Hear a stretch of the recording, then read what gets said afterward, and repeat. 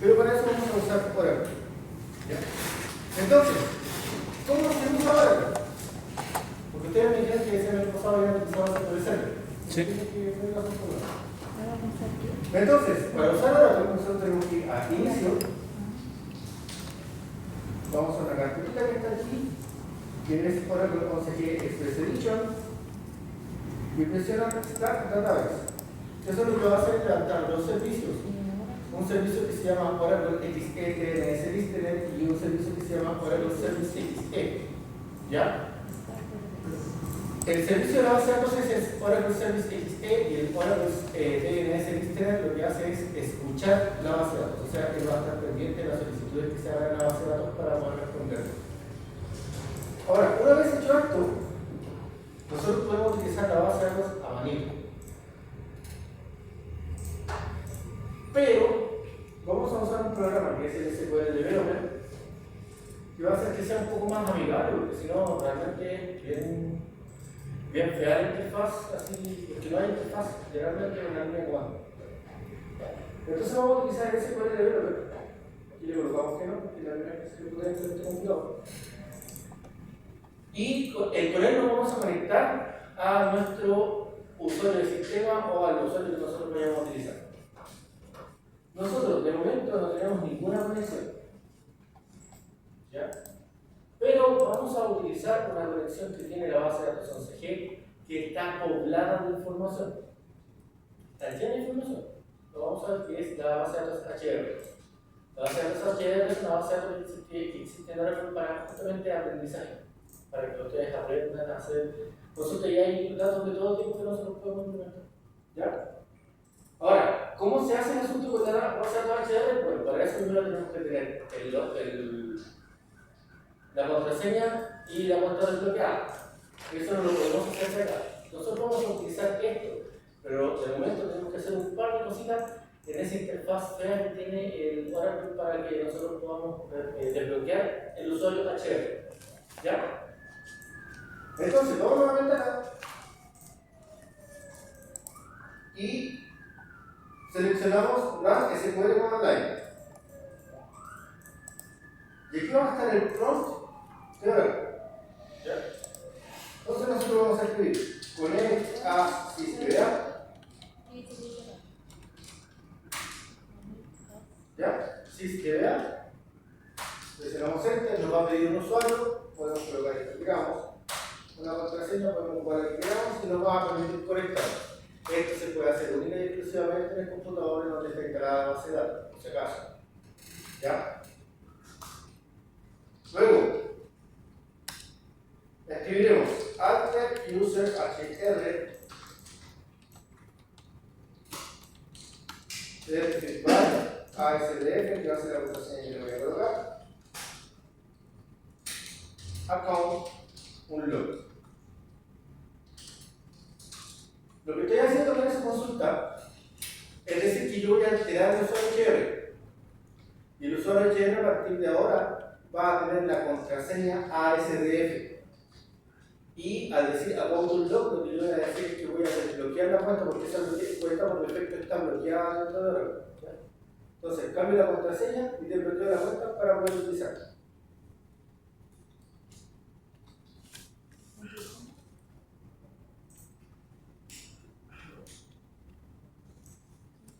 ¿Estamos? Profe, ¿no la misma contraseña que sale como en 2 minutos de password?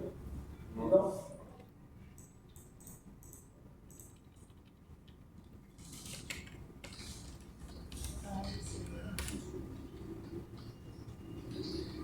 Pero al final es un punto de comercio.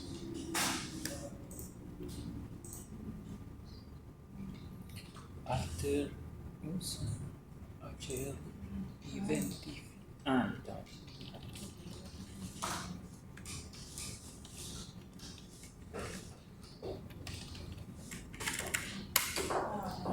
SDF. Ahí está.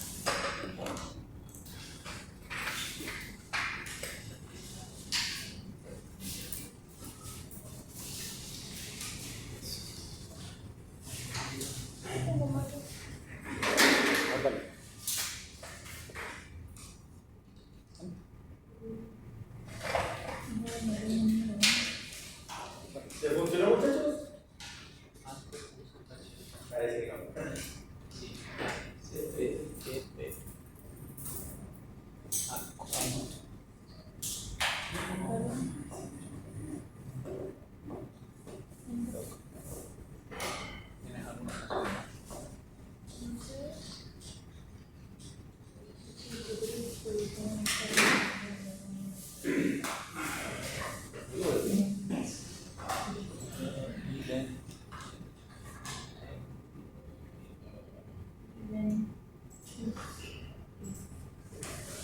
Profesor, ella no logra acceder.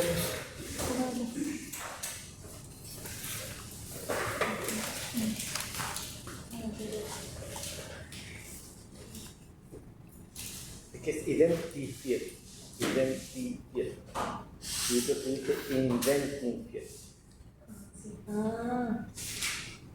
Ninguna de las tres. No me la dislexia y nadie. Ahí está. Nunca más. Muchas gracias. No, tranquilo, pregunten todo lo que necesiten, ¿no? Los tres. Ya. En este entonces ¿Los demás estamos? Sí. Profe, Sí. ¿por si uno no quiere instalar en el computador? Hay un invitado. Profe, disculpe, usted dijo que esto era complicado después como desinstalarlo según la versión. En algunos casos. ¿No convendría en ese caso instalarlo en una máquina virtual? Yo de hecho esa es una de las recomendaciones que normalmente doy cuando hacen la instalación de Oracle. Ahora, si el computador les da, hagan una máquina virtual, si tienen la máquina virtual la dejan en pausa o la bajan cuando ustedes quieran.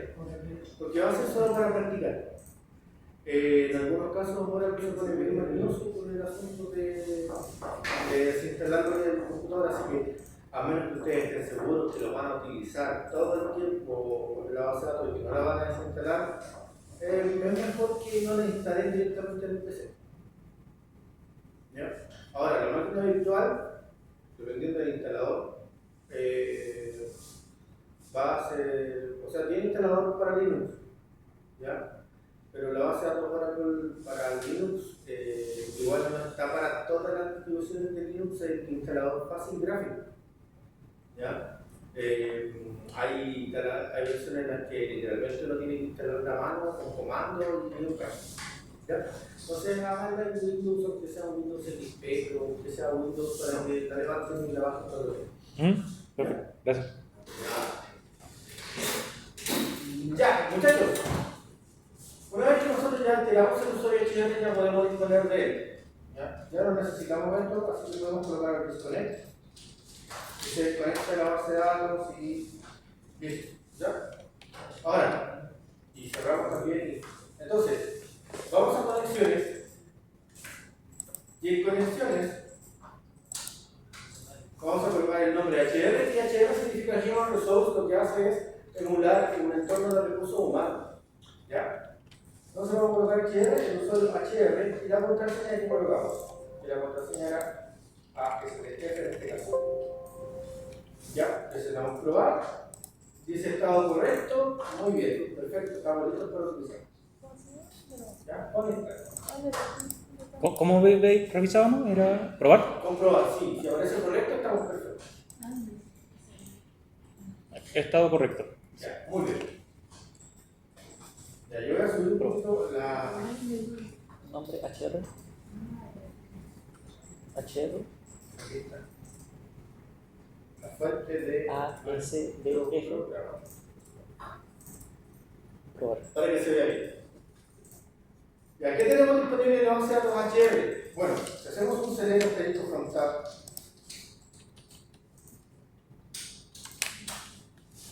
Ya, y presionamos enter, esto no va a funcionar como estábamos viendo en la clase pasada. Ustedes lo vieron en la clase pasada, que se asterisco from tab y punto y coma funcionaba inmediatamente. No, aquí no. Aquí esto es una hoja de trabajo, así que nosotros vamos a tener que, al igual como se hacía o como lo hacía la semana pasada con SQL Server, vamos a tener que ir ejecución por ejecución. Ahora, ¿cómo hacemos la ejecución individual? Control Enter. ¿Ya? Sobre la ejecución que ustedes quieren realizar, vamos a Control Enter y listo. ¿Qué tenemos? Tenemos las tablas Countries, Employees, Departments, del View, que es una vista, Jobs, History, Locations y regiones. Entonces, si nos vamos a, por ejemplo, Employees, select asterisco from Employees, ya vamos a ver que tenemos toda esta información en Employees, que evidentemente ya están relacionadas a otras que no, para que podamos probar las distintas formas de realizar ciertas cosas. ¿Ya?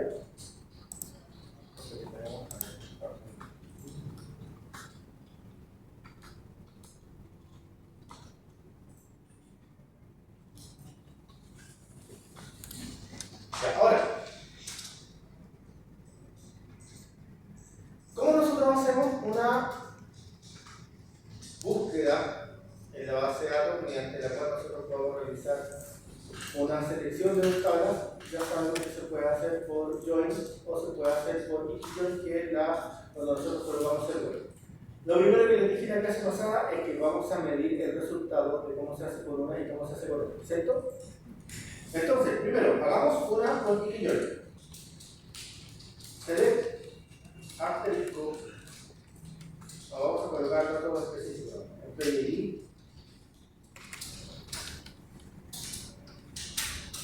coma, first name,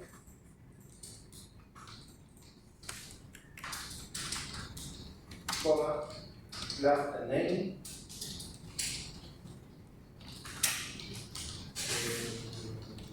department ID,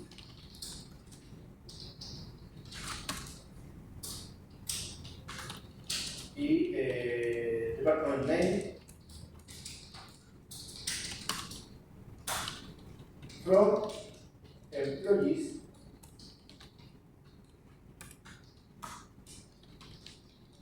comma department where employee department ID es igual a ya, aquí tenemos un pequeño problema. Y es que si yo dejo esta consulta así como está, Oracle se me va a marear. No va a saber qué es lo que tiene que hacer. ¿Por qué? Esta forma de realizar la consulta, ¿ya? Lo que hace es buscar la información en las dos tablas y a partir de eso después hacer los filtros. Pero el problema es que si yo lo hago de esta forma, ¿ya? No va a poder diferenciar con este dato. ¿Por qué? Porque hay dos tablas que tienen exactamente el mismo nombre, miren, de la columna. Si yo digo des employees, un coma, voy a describir a la empleado. Y lo que me va a mostrar es que yo tengo aquí un department ID que es un nombre de 4. ¿Ya? Ahora, si yo hago lo mismo con un des department,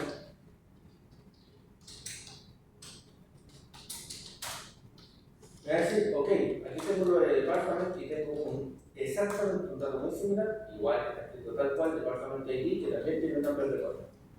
Entonces, si yo la dejo así, ahora me va a decir, oye, espérate, hay una columna ambigua que es department ID y yo no sé de qué tabla específicamente le estás preguntando. ¿Ya? Entonces, necesitamos realizar esa distinción. ¿Cómo se hace la distinción? Se hace con alias. ¿Ya? Nosotros colocamos un sobrenombre a los elementos. En este caso, por ejemplo, le voy a colocar como alias una E a empleados y una D a departamentos. Eso también implica que cada uno de estos elementos yo voy a tener que decir, o por lo menos lo que pueden llegar a ser iguales, como el departamento ID, porque yo recomiendo que lo hagamos con todos, vamos a tener que distinguir de qué tabla viene. Profe, aquí también se puede usar el as para... Sí, Ah, sí, pero no tiene, se lo puede hacer así. Ahora, si ustedes no lo quieren hacer así, pueden hacerlo con el nombre completo de la tabla.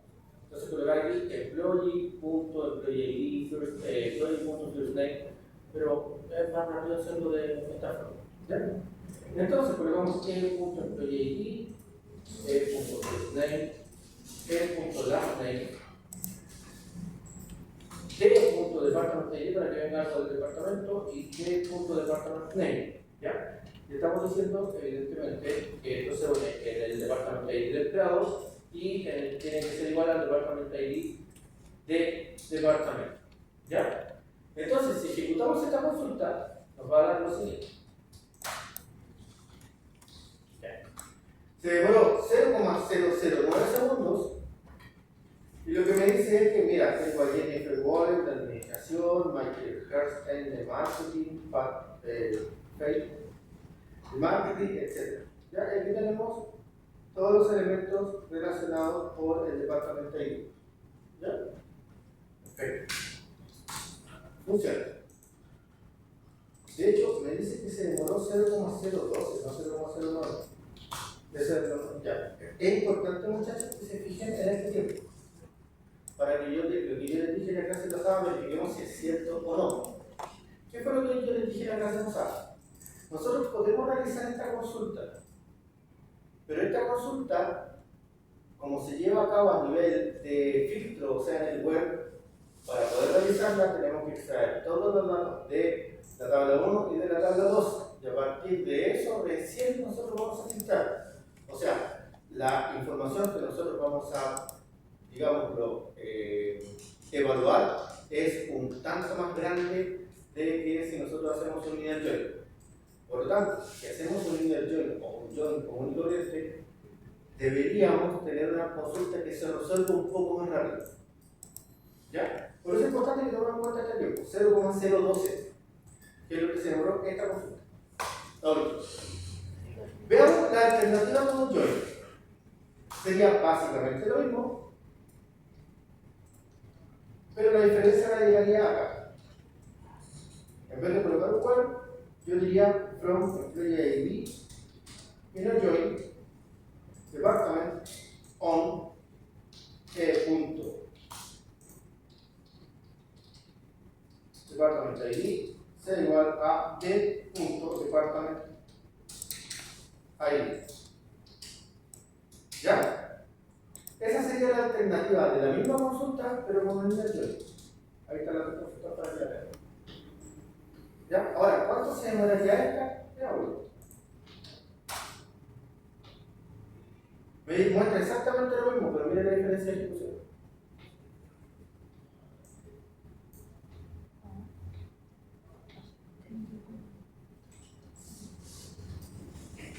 Se demoró un tercio de lo que se demoraba anterior. Única y exclusivamente con los estudios. Y esto, ojo, esto lo podemos saber solo en la primera ejecución de cada una. ¿Por qué razón? Porque a medida que nosotros vamos ejecutando una consulta, la base de datos, para poder ahorrar tiempo, porque la base de datos entiende que va a haber muchas veces que se va a ejecutar exactamente la misma consulta con los mismos resultados, para evitar que se demore más tiempo del necesario, lo que hace es almacenar las consultas en un caché de memoria. Cosa que cuando ya detecta la consulta, la base de datos, en vez de consultar, o sea, el programa de base de datos, en vez de consultar a los datos que tiene en el disco duro, toma los que están en el caché y los devuelve a la red. Así que esto se puede evaluar solamente la primera vez que una consulta se realiza. Cuénteme, ¿me va a decir algo usted? Oye, Oye, no, chuta, perdón, le quité la idea. no, Dígalo nomás, con confianza. no, si era una tontera que yo me estaba equivocando. Ah, ya. ¿Pero lo resolvió? Perfecto. Ya, entonces, es importante que tengamos en consideración, cuando estamos haciendo consultas multitablas, cuáles son las que nos permiten acceder a la información que estamos buscando de manera más precisa. ¿Ya? Y no solo de manera más precisa, sino que también de una manera más óptima. En este caso, la forma más rápida es con inner join. ¿Ya? ¿Dudas? ¿Consultas? No, de momento no. Procesando no. Procesando. Ahora, una de las cosas que nosotros los profesores de base de datos siempre decimos es que tenemos que relacionar las tablas por llaves foráneas. Eso es verdad, porque lo contrario no se cumple con las normas normales. Pero la dura realidad es que a la base de datos como tal, eso no le importa. A la base de datos no le interesa si ustedes tienen una tabla que esté relacionada con llaves foráneas o no. A la base de datos, lo único que le interesa es que el tipo de datos que se esté evaluando sea el mismo. No le interesa nada más. Miren, vamos a hacer lo siguiente. Vamos a colocar aquí un create table block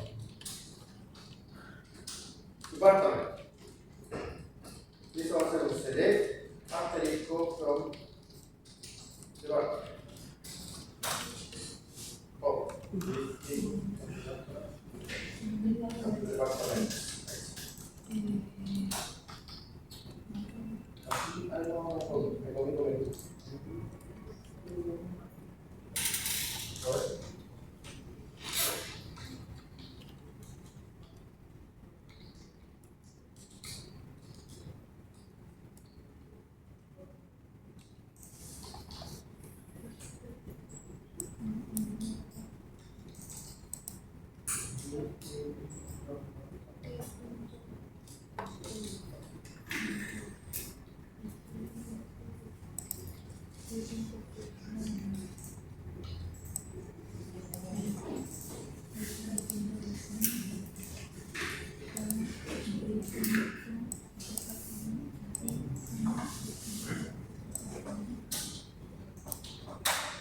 Ahí está, se había saltado el caso. Ya, eso que acabo de hacer ahí es que acabo de clonar una tabla, clonar entre comillas. ¿Ya? En realidad lo que acabo de hacer es crear una tabla a partir de la estructura de un set copiando sus datos. Entonces ahora la tabla de los departamentos que no existía anteriormente, yo la puedo consultar. Select asterisco from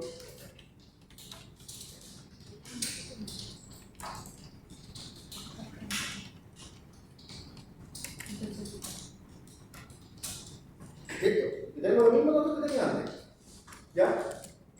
De hecho, esto lo podemos hacer con prácticamente cualquier consulta. Mientras nos arroje resultados y la estructura, lo podemos hacer. ¿Ya? ¿Con qué consulta no lo podemos hacer? Con una consulta que tenga dos columnas que se llaman exactamente igual, independiente de que venga una de una tabla y otra de otra. Ahí es el único elemento donde no lo podemos hacer. Porque recuerden que el nombre de las columnas en una tabla es único e irrepetible. Y lo que considera para realizar este elemento es el nombre de la columna, no de dónde proviene. ¿Ya? Ahora, ¿qué implica esto? Esta tabla existe, pero no tiene ninguna restricción. No tiene restricción de llave foránea. Lo podemos comprobar de la siguiente manera. Podemos hacer select asterisco from user constraints. ¿Ya?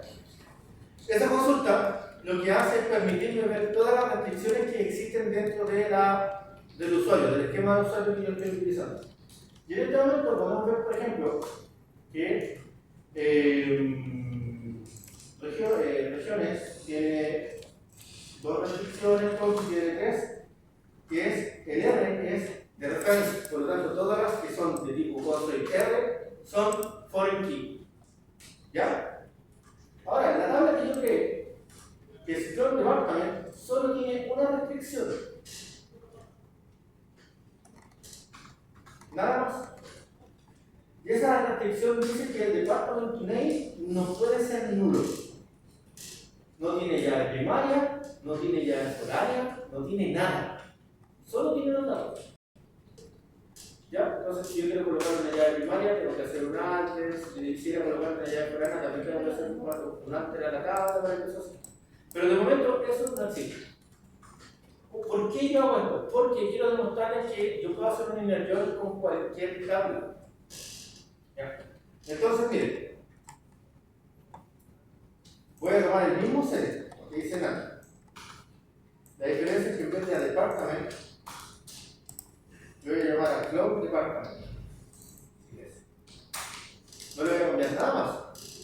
Solo cambié al objetivo, nada más. ¿Ya? Y cuando yo ejecuto esto, lo tomo igual. Claro que ahora se demoró un poquito más que el anterior, porque antes se demoró 0,004, ahora se demoró 0,009. Pero se sigue demorando menos que con el Ikijoin, que así se llama esa consulta cuando lo hacemos por medio de igualación de datos por el web. Se llama Ikijoin. En este caso, nosotros tenemos la misma consulta, nos devuelve los mismos resultados porque la tabla de Clone tenía exactamente los mismos datos, pero no hay llave foránea por medio. Nosotros no tenemos una llave foránea en los departamentos. O sea, la llave foránea es una formalidad para cumplir con las formas normales y evidentemente el buen uso de la información de las tablas. para poner restricciones frente a qué cosas nosotros podemos hacer y qué cosas no podemos hacer. ¿Ya? Por ejemplo, cuando yo tengo una tabla que tiene llaves foráneas, como la tabla departamentos, como hay una dependencia de los departamentos por parte de los empleados, por el hecho de que existe llaves foráneas, yo no puedo eliminar los datos de departamentos. Porque hay una dependencia. Hay una dependencia funcional. Yo, si borro un dato del departamento, estoy alterando el dato que se encuentra en employees. Entonces, si el employees está linkeado al departamento que estoy borrando, no lo puedo borrar. Por Victoria Masato me dice, no, lamento mucho, usted no puede borrar este dato. ¿Qué es lo que habría que hacer para borrarlo? Habría que deslinkearlo de la llave foráneas, habría que colocarlo como null, o habría, si lo permite evidentemente, o habría que darle algún otro valor de departamento y recién aquí podría eliminar la llave foráneas. O el registro que está era llave foráneas anteriormente. Para eso sirve la llave foráneas, para evitar que nosotros nos mandemos con todos los datos. Pero no es exclusivo para las consultas.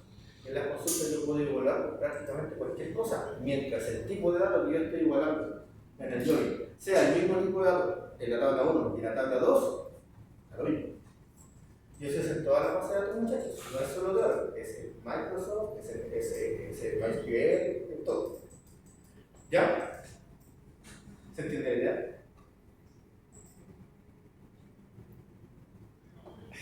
¡Rayos! Ese silencio me asusta porque significa que no entendieron nada o que el cerebro les acaba de hacer así. No sé.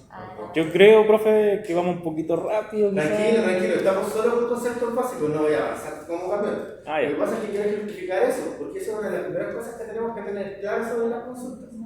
¿Ya? No los voy a matar así como, ya, en un día va a pasar todo el no fue ningún concepto. ¿Ya? Porque esta lógica la habíamos visto en la clase pasada, solo que ahora la estamos implementando en la consulta. Claro, lo que había hecho con el Excel de juntar y todo eso. Exacto. ¿Ya? Y estamos viendo solo la parte del indentel para entender esta parte. Ahora, entiendo que es una consulta media rápida porque no se no se lo tomen, se la voy a explicar. ¿Ya? A ver, para que se entienda, porque lo que yo quería que quedara claro primero que nada era que se pueden hacer consultas con tablas que no tienen ninguna relación entre sí, aparte de tener un tipo de datos similar a otro. ¿Por qué preferentemente hecho con llaves foráneas? Porque así nos acompañan de la mejor manera la lógica. ¿Ya? De esta forma nosotros no vamos a cometer el error, por decirlo de alguna manera, de buscar un dato en una columna que no corresponda. Para eso es uno de los elementos y además para evitar el eliminado de datos que no deberíamos eliminar. ¿Ya? Otra cosa que yo no podría hacer teniendo una llave con una tabla y tirarla a otra tabla es eliminar la tabla. Si yo elimino la tabla, me hace así la consulta, explota. ¿Por qué? Porque dice no puedo eliminar la tabla porque tiene datos que están relacionados con la otra tabla. ¿Ya? Entonces, en el fondo, las llaves foráneas lo que hacen es proteger la integridad del dato. Recuerden que las formas normales y las 12 reglas de código lo que buscan es que nosotros podamos proteger la integridad de los datos. ¿Ya? Ahora, sobre lo que yo hice aquí, ¿qué es lo que hice ahí? ¿Lo entendieron? Un clon de la tabla de departamento. Ya, pero ¿cómo se genera el clon? ¿Cómo ustedes lo imaginan que se genera ese clon? Crear una tabla con los datos de otro lado, cambiando el número para que sea. Claro, porque lo acaban de ver en el ejemplo y vieron que funciona. ¿No? Entonces, pero ¿cómo creen ustedes que es el mecanismo por el cual la base de datos dice, oye, en vez de decir, oye, un momento, aquí yo no veo ninguna estructura de tabla, ¿por qué me estás colocando un select por fuera? Y dice, no, sí, efectivamente aquí hay una estructura y voy a crear la tabla más de eso. ¿Qué piensan ustedes? ¿Cómo creen que sea? Díganme. Y yo pienso que desde la parte de departamentos, como que busca como la similitud o algo así, y lo selecciona todo y ahí lo copia. ¿No? que me lo imagino como con un Excel en verdad. ¿Ya? Entonces me imagino el Excel del departamento, porque lo primero que está haciendo ahí es crear una tabla, pero es como una tabla vacía porque no tiene nada. Pero dice, esa tabla la vas a crear a partir de tomar estos datos de esta otra tabla. Ajá. Entonces eso es como lo que entiendo, como que la replica, pero como estableciendo similitud entre los datos, Ya. creo. ¿Vamos por ahí? Sí, por ahí va. ¿Alguien se le ocurre alguna otra teoría?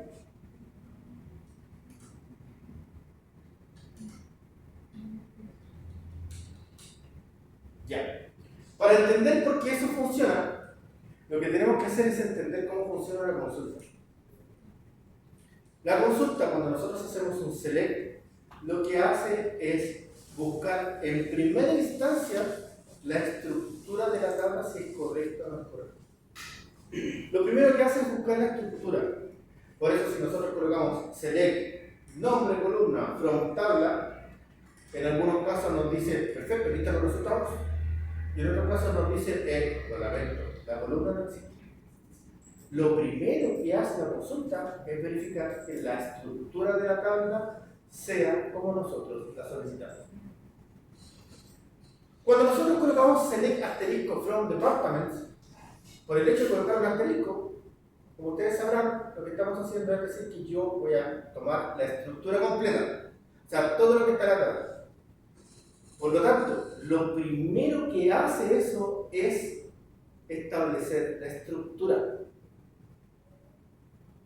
A partir de ese establecimiento de la estructura es cuando se crea la estructura de la nueva tabla.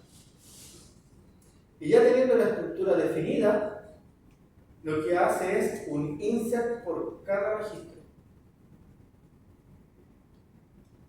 almacenándolo de acuerdo a la estructura que se encuentra ahí. Entonces, primero, lo que hace este select es, con el asterisco, establecer la estructura que va a tener la nueva tabla, porque es lo primero que revisa el select. Una vez establecida la estructura, llena la tabla. ¿Se entiende? Por eso funciona. Funciona en todas las bases de datos, con algunas diferencias, en algunas funciona en la mayoría, no en todas. En la mayoría sí, ¿ya? Es recomendable hacerlo hasta cierto punto, sí, ¿ya? Hace unos años atrás, cuando nosotros hablábamos de base de datos, hablábamos de vistas en la base de datos. Por si no lo saben, bueno, no tiene por qué saberlo, se supone que estaba el semestre pasado, no lo tendría que haber visto, pero en realidad yo no sé qué viene el semestre pasado, pero sorprendí un poquito lo que me comentaron en la clase anterior. Las vistas en la base de datos es una forma en la cual nosotros vamos a establecer que se van a retornar resultados simulando ser una tabla, pero sin ser. En palabras simples, es un select almacenado, que cuando yo hago un select a la vista, lo que va a hacer es extraer ese select y devolverlo una tabla. A ese select le puedo segmentar sus valores. O sea, yo puedo decir, quiero que me muestre solo esta columna del select, o solo estas dos columnas del select, etc. ¿Ya? Pero en el fondo, lo que voy a hacer es utilizar un select que está guardado para retornar datos. Eso, en estructura de datos de la base de datos como tal, es la misma estructura que una tabla, pero no tiene registros propios. O por lo menos no tenía registros propios hasta que ocurrió la genial idea en la base de datos 10G de crear las vistas materializadas. ¿Qué es una vista materializada? Una vista materializada es una vista que a mí me permite tener datos propios en esa vista, como si fuera una tabla externa, y poder hacer consultas a esa tabla. Ahora, bueno, a esa vista. ¿Por qué dije tabla y no vista recién? Primero porque conceptualmente es una tabla. Y de hecho, según mi criterio, mi humilde criterio como profesor, y yo creo que según alguna otra, porque no he visto que otra base de datos lo ocupe. De hecho, en ese puede ser no si no recuerdo, todavía no está la vista materializada. ¿Y las demás? No existe. ¿Por qué razón? Si ustedes recordarán el semestre pasado, existían las 12 reglas de Code. ¿Las recuerdan? ¿Las qué? Las 12 reglas de Code. Son 13. ¿No las vieron? ¡Oh! ¡Oh, sacrilegio! Tienen que haber visto la forma normal de las 12 reglas de Code. Las 12 reglas de Code. Ya, pero si no las vieron, no importa, no se preocupen. Nos preocupamos. Ya, preocupémonos todos juntos entonces. Las 12 reglas de Code fueron establecidas en el año 1980 en la revista Computer World. ¿Ya? ¿Por quién? Por Edgar Frank Codd, por eso se llama las 12 reglas de Code, y Edgar Frank Codd fue el que ideó la base de datos relacionales. Edgar Frank Codd lo que hizo fue establecer 12 reglas, que ahora son 13 porque añadieron la regla número 0. ¿Ya? Mediante las cuales se iba a determinar si una base de datos era considerada una base de datos relacional o no. ¿Ya? Dentro de esas 12 reglas está la regla por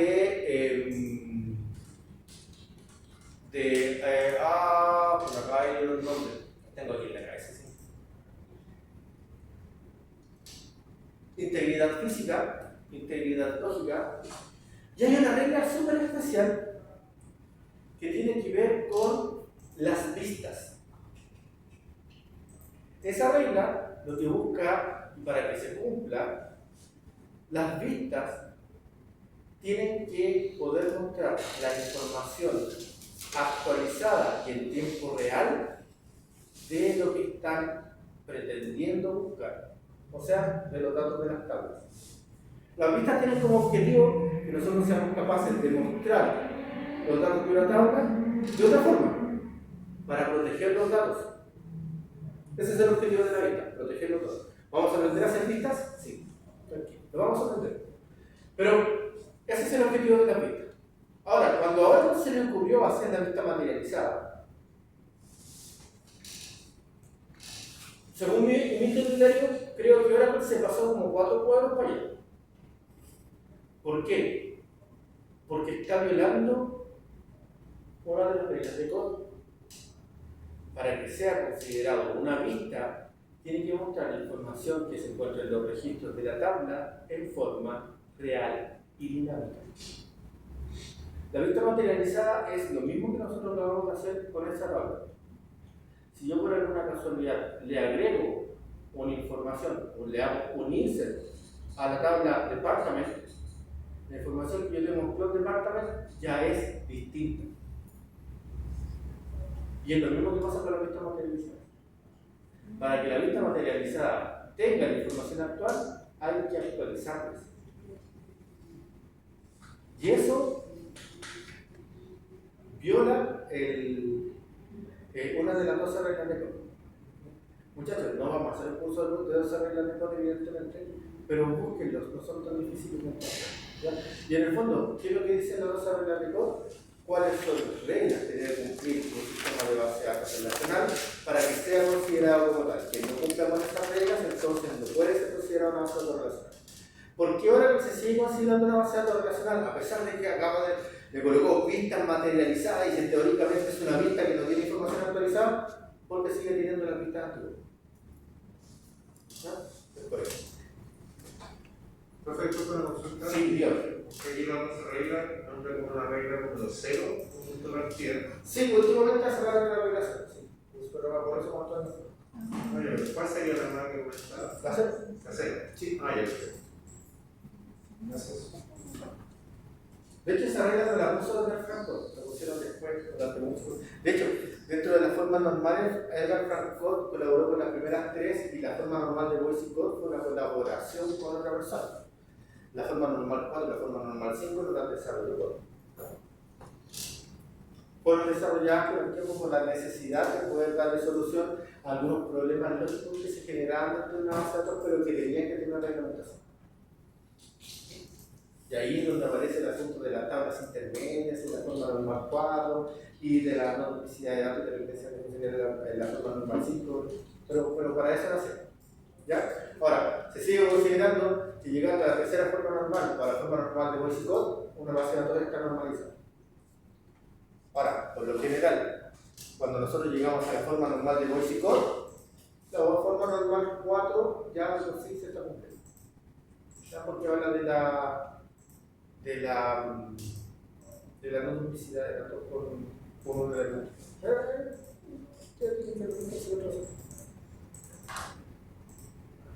Rayos. Chuta, ya, eso me parece que va a tener que ser un pequeño repaso de alguna cosa. Ya, no se preocupe, lo hacemos en la próxima vez. ¿Ya? Ya. Esta segunda consulta, que está aquí,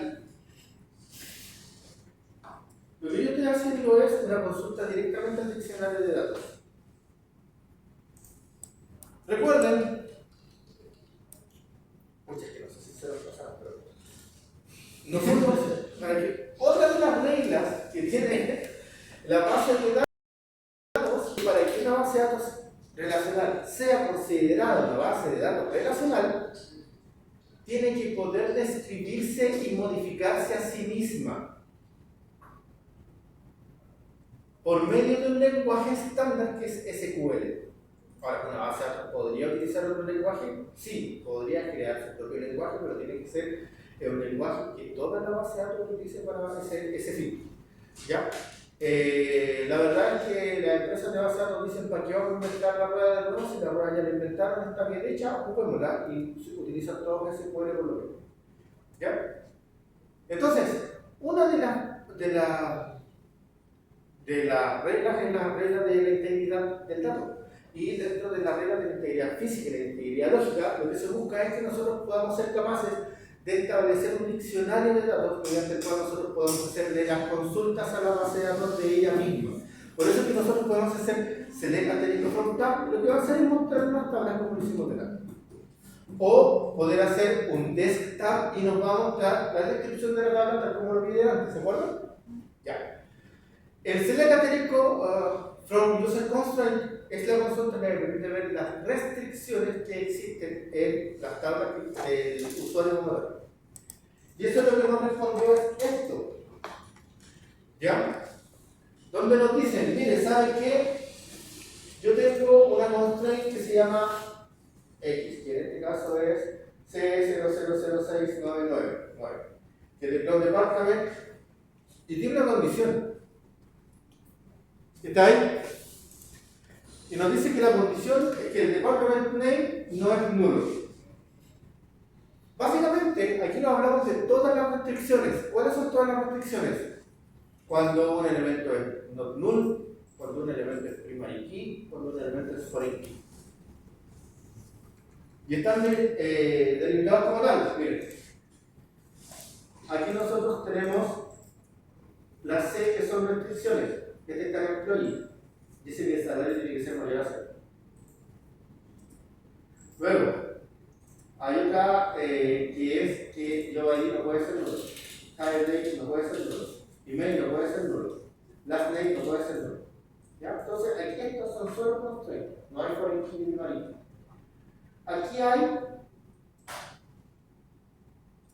Aquí están las llaves foráneas. De Job History, Department Employee, Job History, y Job History tiene dos llaves foráneas. Bueno, en realidad tiene tres, ¿ya? De lo que he hecho con. Entonces, sí, lo que dice, la llave foránea no tiene condición de búsqueda, ¿ya? Pero sí nos dice aquí si hay una validación inmediata o no, y evidentemente cuál es el nombre de la constraint que está acá. Entonces, entre la llave y esto nos está diciendo, mira, esto que está aquí es una llave foránea. ¿Ya? Y para la llave primaria pasa algo similar. Todas las que están acá son llaves primarias, con excepción de esta que es una unique constraint. ¿Ustedes saben qué es una unique constraint? No. La unique constraint es una restricción que me permite que un atributo no repita su valor sin ser llave foránea, o sea, sin ser llave primaria. O sea, yo en una tabla puedo tener una llave primaria y además otra columna mediante la cual yo ingreso un valor que no pueda estar repetido. ¿Ya? ¿Cómo se podría ocupar esto de manera lógica? Si nosotros creamos una tabla de usuario y establecemos que el usuario debe ser estipulado por root, entonces la llave primaria será root, ¿cierto? Pero si además quiero que no se repita el correo electrónico, yo en la columna email la determino como unique. Entonces, si yo intento ingresar un correo electrónico que ya existe, me va a saltar una advertencia igual que el de la llave primaria. Me va a decir, lo lamento mucho, pero este correo ya está registrado en la base de datos. Esa es una unique constraint, ¿ya? ¿Lo vamos a ver? Sí, no se preocupen, también la vamos a ver. Vamos a hacer un repasito ahí bien cototo sobre esto, ¿ya?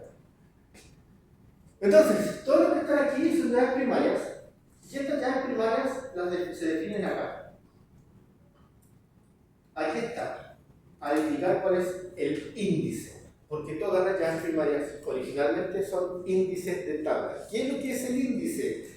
El índice es el elemento primario por el cual se establece el orden de la búsqueda. Todas las tablas tienen índices y nosotros podemos crear índices propios. Eso sí, lo vamos a ver más adelante en la página.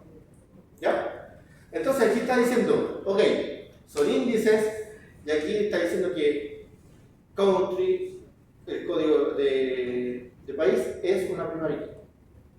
El department ID es una primary key. El email del empleado es una unique key. ¿Ya? Y así sucesivamente. ¿Ven? Y ahí estamos confirmando que este elemento es y tiene una restricción. Ahora, ¿nosotros podemos saber absolutamente todo lo de la base de datos por medio de consultas? Sí, todo. Incluso cuáles son los nombres de los archivos y dónde están los elementos que componen los datos de la base de datos. Eso lo podemos saber. ¿Ya? Si nos metiéramos con el administrador, la consulta sería select asterisco from user DBA-user-tablespace. Y ahí tendríamos los tablespace, que son los lugares donde se concentra la información de los datos de todos los usuarios de la base de datos. Entonces, el diccionario de datos lo que me permite es eso, tomar la información de toda la base de datos, la estructura de toda la base de datos y mostrarla como si fuera consulta. ¿Ya? Parte de los dos aplicativos. Y lo vamos a ver. Lo vamos a repasar la próxima vez. No la repasamos esta clase porque nos quedan 18 minutos, ¿no? ¿Ya? Ahora, ¿se fijaron que el horario se supone que teníamos 3 horas, pero tenemos 2? No lo sé. ¿Se fijaron? ¿Por qué sucede eso? Porque se supone que hay una hora online. ¿Qué voy a hacer con la hora online? Les voy a dar una tarea. Les voy a dar la tarea para que la próxima clase, cuando lleguemos a hablar sobre estos temas, lleguemos un poquito más ya con conocimiento de cosas. ¿Ya? Ya. Entonces, muchachos, nosotros, viendo la información que nosotros tenemos, ya viendo la forma en la que podemos obtener la información de dos elementos y dos conjuntos diferentes, recuerden que para las consultas de base de datos, la base de las consultas es la teoría de los conjuntos. ¿Ya? Bien, hablamos de la clase pasada, por si acaso, el video que está arriba, solo no lo he enganchado a la mente especial, que se lo voy a enganchar en mi casa ahora. Sí, porque lo busqué y no lo encontré. ¿Ah? Lo busqué y no lo encontré. Sí, porque los tengo como no listados. ¿Por qué razón? Porque me interesa que solo ustedes lo vean. ¿Vale? ¿Por qué? Porque la verdad es que hay un video que yo tengo que es de dimensiones PSN y que sinceramente no me interesa responderle a gente que no conozco. Esa es la razón. Porque yo tenía ese video con esa intención de que fuera para los alumnos de mi clase y los alumnos de mi clase nunca hicieron ninguna consulta porque entendieron todo en la clase. Y las consultas que llegan de México, Ecuador, Colombia, algunos diciendo, oye, no se estudió bonito, ¿qué me importa a mí si yo no te lo hice para ti? Y ahí fue donde dije, voy a dejar como no listado. Lo dejo como no. En el fondo yo trabajo con ustedes, ¿no? ¿Ya? Entonces, esa es la razón por la que yo lo dejo como no listado, pero sí lo voy a cachar, ya está bien en el canal, solo que tengo que engancharla también. ¿Ya? Ya, pero recordemos. Entonces, como esto se basa en la teoría de los conjuntos, va a depender de cómo yo quiera manejar el conjunto. Y eso es lo que tenemos que tener súper claro cuando estamos hablando de joins. Porque le estoy dando prioridad al interconjunto, con el inner join o el join, que en este caso viene a resolver los mismos resultados. Si yo lo coloco aquí, en vez de inner join, le coloco join, es lo mismo, exactamente igual. La única diferencia es el orden. Porque si usted, sí, aquí también lo. Si ustedes se fijan, ahí dice Employee ID que empieza desde el 100. Y desde el 100 hasta el 200. 206. Si le digo inner join, ahora lo lanzó desde el 100, pero lo lanzó desde el 200. ¿Ya? Pero la única diferencia que tienen es que yo con inner join estoy diciendo específicamente quiero la intersección del conjunto. Con join lo que estoy diciendo quiero la intersección, o sea, no estoy diciendo la intersección del conjunto, pero estoy diciendo la unión del conjunto. Ahora, no es la unión propiamente tal, porque si no sería unit join. Pero estoy diciendo también quiero la intersección como tal. Entonces, inner join y join en este caso son sinónimos. ¿Ya? Entonces, de acuerdo a eso, yo siempre tengo que fijarme en teoría de conjuntos. Le quiero dar prioridad a la intersección, le quiero dar prioridad a la intersección considerando mejor los datos de la izquierda, quiero darle prioridad a la intersección considerando los datos de la derecha. ¿Ya? ¿Cómo les puedo demostrar esto? De una manera simple. Al igual que el Excel de la semana pasada, cuando yo le mostré la información y le dije, mira, ¿sabes qué? La cosa que está como nulo, ¿se acuerdan? Ya. Yo también puedo hacer eso aquí. ¿Por qué? Porque miren, Employee ID, no todos los empleados pertenecen a un departamento, según los registros que nosotros tenemos dentro de nuestra base de datos. Por lo tanto, para yo poder mostrar el empleado que está sin departamento, que en este caso no lo muestra porque estamos mostrando la intersección del conjunto, ¿ven? No lo muestra, está todo por un departamento en específico. Si yo quisiera mostrar a todos los empleados, independiente de si pertenecen o no pertenecen a un departamento, yo tengo que darle la prioridad a la tabla de empleados. Y la pregunta es, ¿la tabla de empleados a qué lado se encuentra? ¿A la derecha o a la izquierda de la consulta?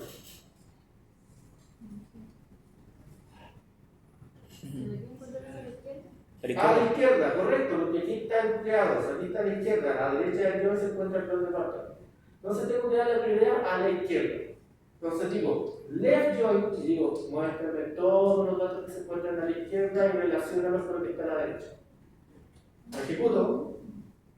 Y aquí está, administración, shipping, todo el cuento, pero me aparece Kimberly Grant.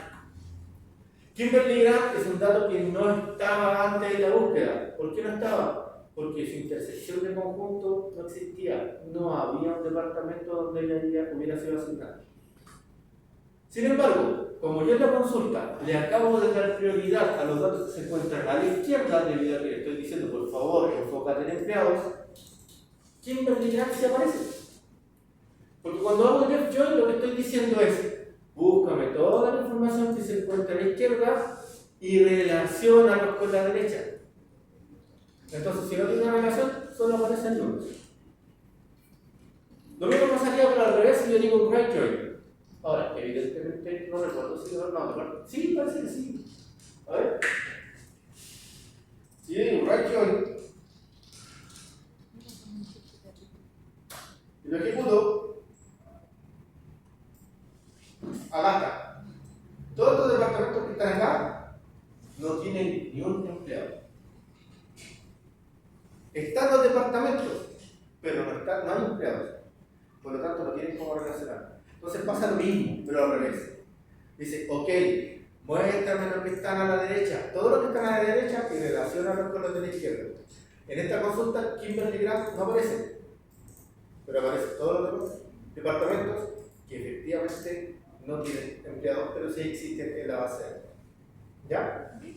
Esa es la diferencia entre el left join y el right join, muchachos. Simple y sencillamente indicar a quién le doy la preferencia del muestreo del dato. ¿Se entiende? ¿Dudas? Entonces, me quedó claro el del left y el right. Entonces, y aunque quisiéramos mochar ambos, ¿sería con un simple join? Entonces, ¿o no? Es que ahí está el problema. Si tú quisieras mostrar ambos, no lo podrás hacer. Porque el inner join podría ser como un outer join. Pero aquí en Oracle, si tú colocas un outer join,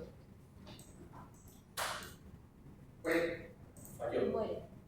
Porque el outer join como tal no existe. Lo que sí existe es el producto cartesiano.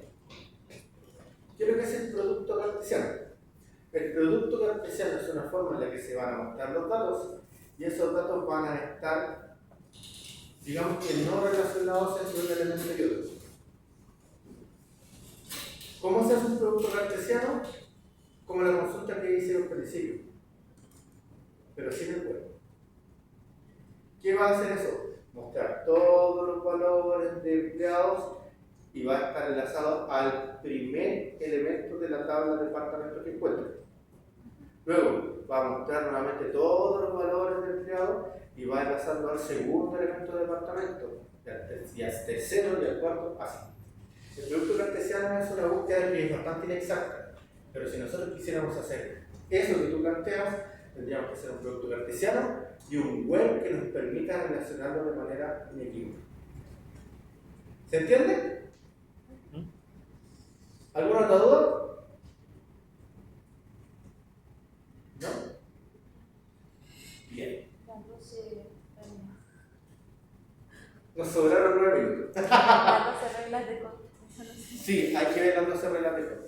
De hecho, la tarea que les voy a comentar es que lean las 12 reglas de código. No les voy a pedir que las entiendan al 100%, aunque sí, hay bastantes sitios que te ponen las 12 reglas de código y además te colocan una explicación simple de qué significan. Entonces, lean las 12 reglas de código, lean la forma normal 4 y la forma normal 5, ¿ya? Y lo vamos a discutir la próxima clase, para que la entiendan y les quede claro esos conceptos. ¿Ya? ¿Estamos? Bien, muchachos. Profe, Dígame. además de las 12 reglas de código, ¿qué otra materia es conveniente que estudiemos para nivelar? Es que no sé en qué parte están cojos. Porque las preguntas que yo hice en la clase pasada fueron para dilucidar cuánto ustedes sabían, y la verdad es que me llamó la atención que sabían cosas que deberían aprender acá. Pero también me llama la atención que, por ejemplo, lo de las 12 reglas de código no esté. Ahora, tengo que hacerles otra consulta para entender qué es lo que ustedes saben cuáles son los componentes de un sistema de gestión de base de datos.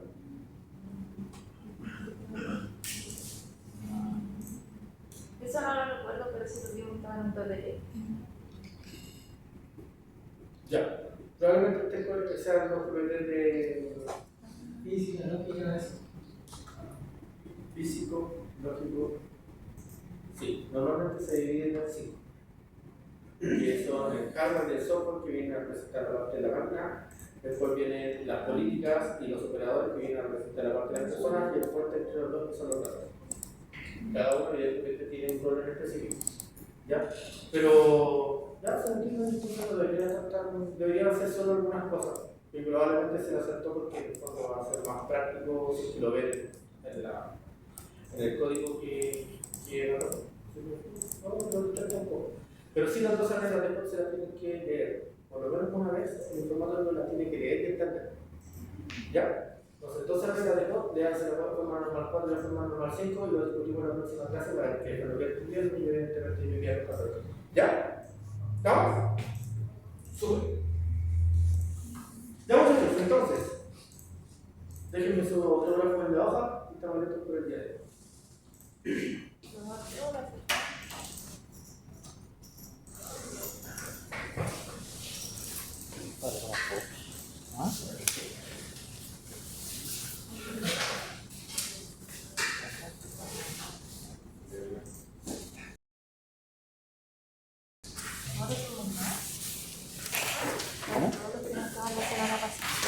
Nadie más va a estar en este curso. Ahí somos poquitos.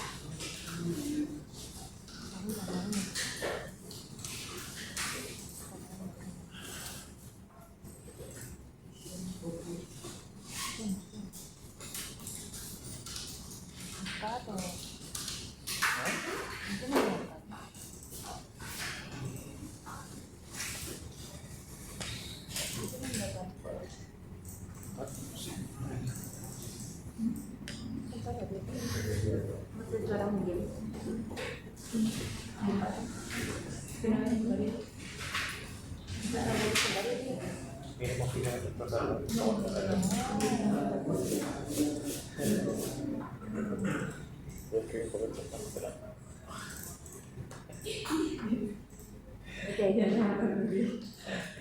ya no sé. Yo voy a mirar de cabeza por la ventana. Compórtate.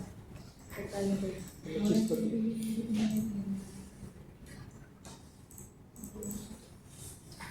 Sonríe.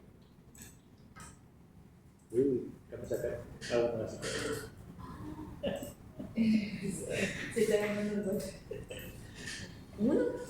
Unos cuantos. Me gusta cómo hace todo. Qué bueno. La voy a mandar a otro. Te voy a hacer pan.